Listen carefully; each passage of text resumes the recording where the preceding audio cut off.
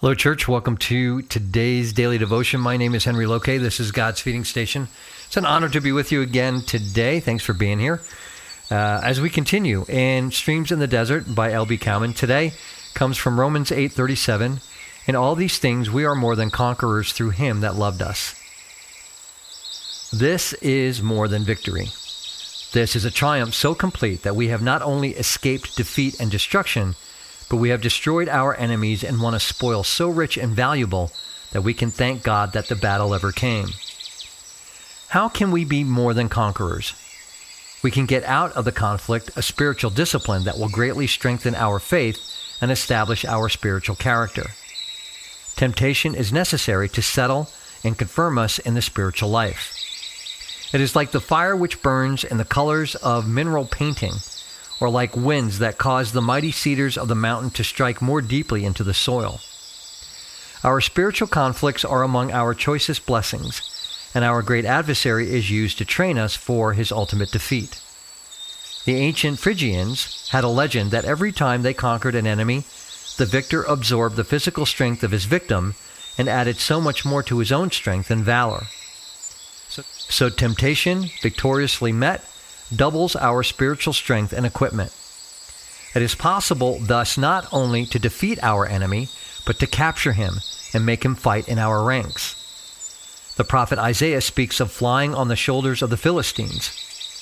These Philistines were their deadly foes, but the figure suggested that they would be enabled not only to conquer the Philistines, but to use them to carry the victors on their shoulders for further triumphs.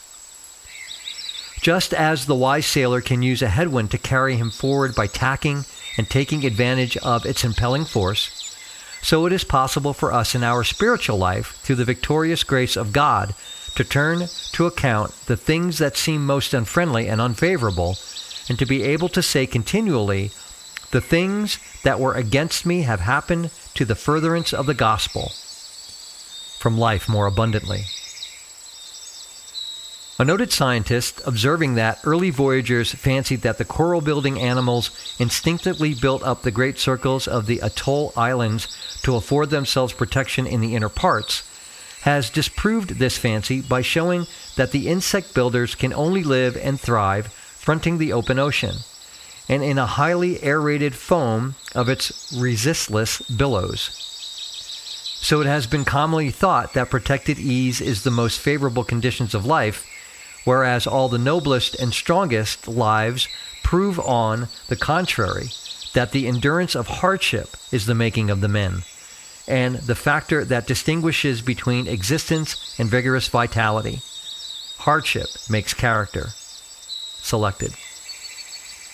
Now, thanks be unto God, who always leads us forth to triumph with the Anointed One, and who diffuses by us the fragrance of the knowledge of him in every place.